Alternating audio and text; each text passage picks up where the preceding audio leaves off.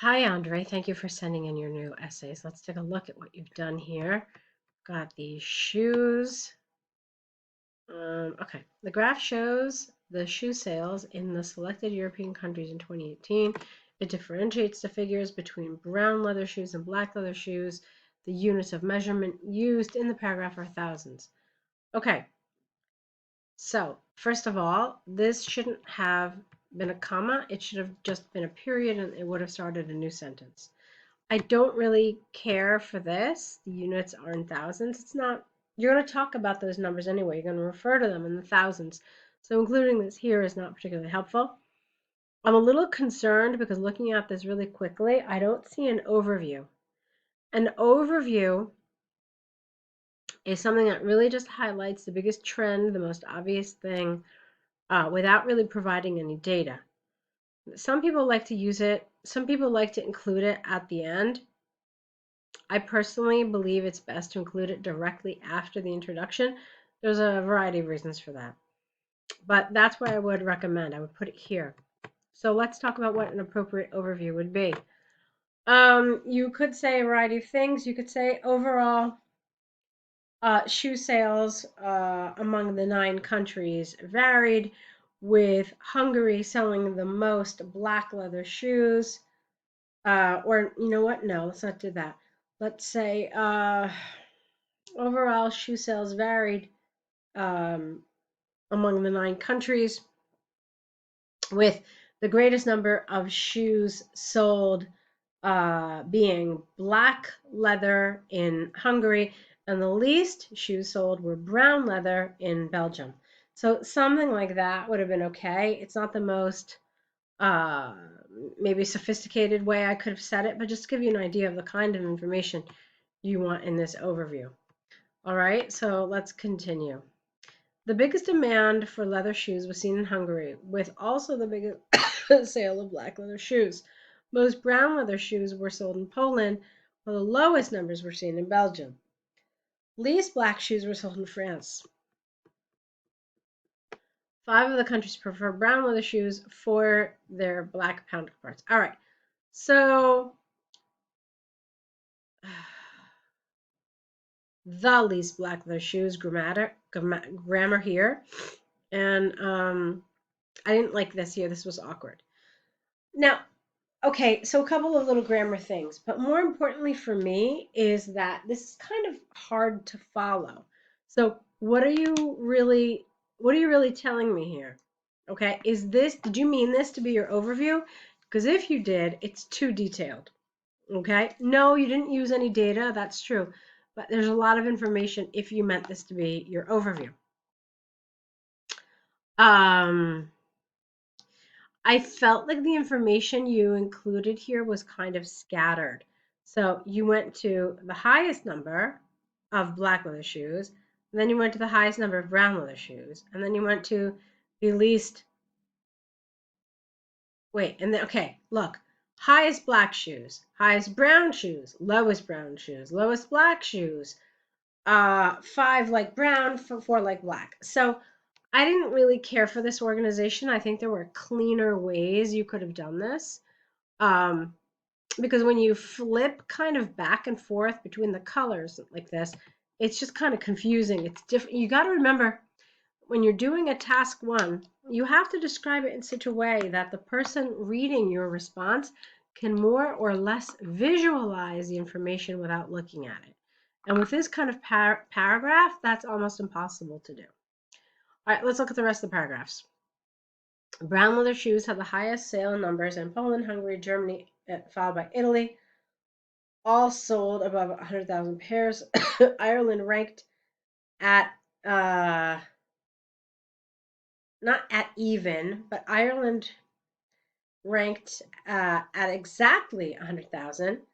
Fewer were sold in Holland, not less. Fewer were sold in Holland, UK, and France, while the least shoes sold by a big margin were sold in Belgium. Okay, so yeah, maybe you did this mean to be your overview. Let's see. So you talked about 1, 2, 3, 4, 5, 6, 7, 8 countries here. Okay. Fewer were sold in these. Okay. You didn't really tell me the number in Belgium. That would have been useful to know, but let's continue. Black leather shoes were purchased more than 100,000 times in Hungary, Italy, and Belgium. UK scored in a ballpark. That's awkward. We don't say that. You could have just said in the UK, roughly 100,000 pairs were sold, less than those sold in Germany, Ireland, Poland, Holland, and France. All right, you can't do this either. The latter only works if you've got 2 items. Here you don't have 2, you've got like 5, so you can't do it. Let's see. So let's try this sentence over. The UK, no, I said something different before that I liked better. Roughly 100,000 pairs of black shoes were sold in the UK, less than those sold in Germany, Ireland, Poland, and Holland, period.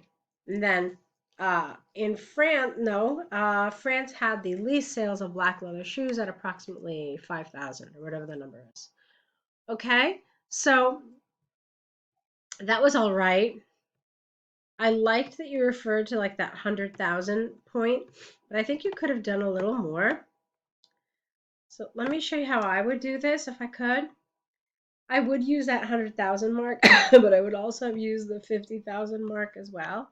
So I would start with black leather shoes, and I would say that 3 countries sold over 100,000. More specifically, Hungary sold the most at 140,000. Followed by Italy with whatever, and Belgium just sold over 100,000. The fewest black leather shoes were sold in Belgium. It was the fewest black leather shoes were sold in France. It was the only country that sold less than 50,000.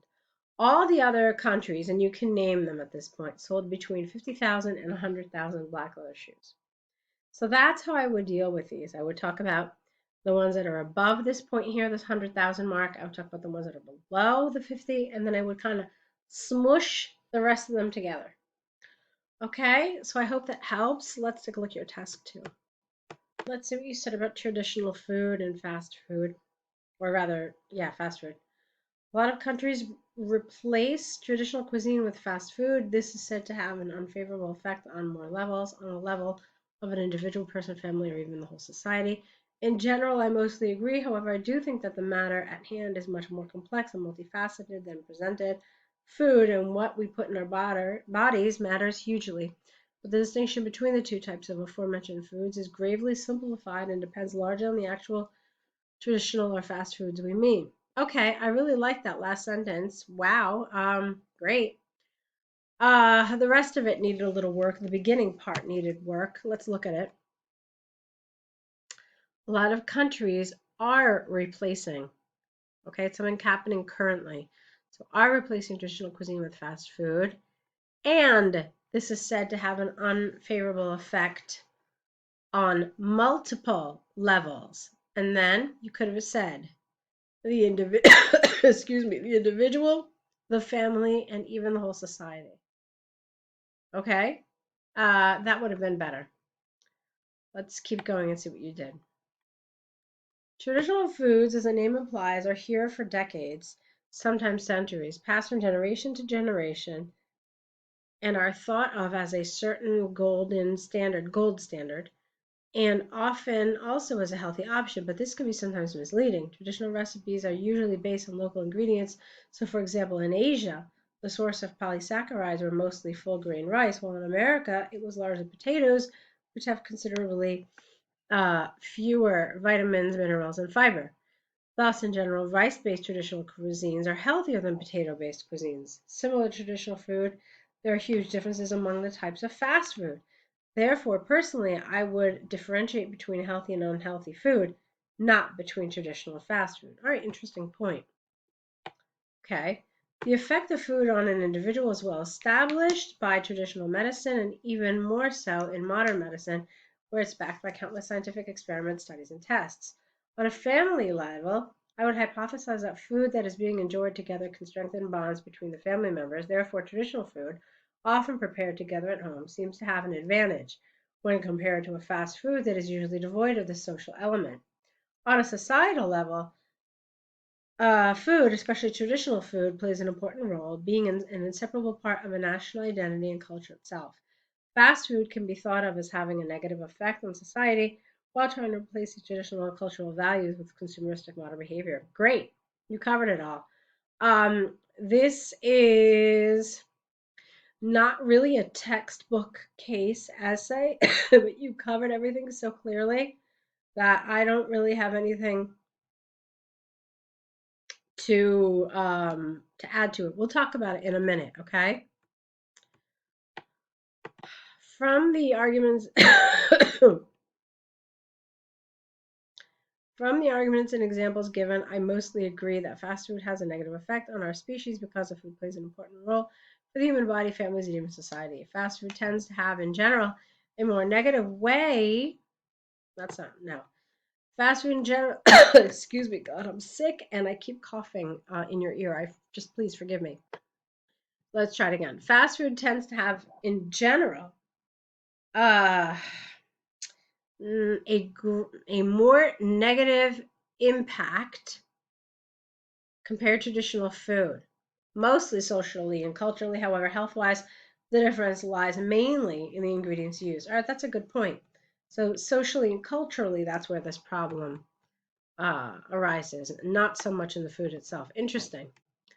All right, so as I said earlier, I didn't feel like this was a very traditional kind of essay in the sense that you didn't use the template in a really strict fashion.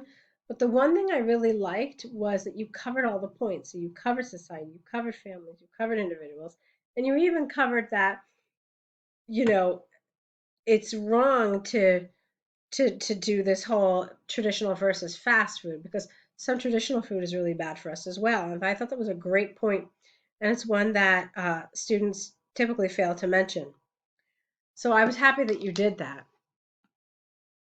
Um, so let's talk about in terms of development. Here you mentioned this example of Asia and then you compared it to America, and I thought that was really good.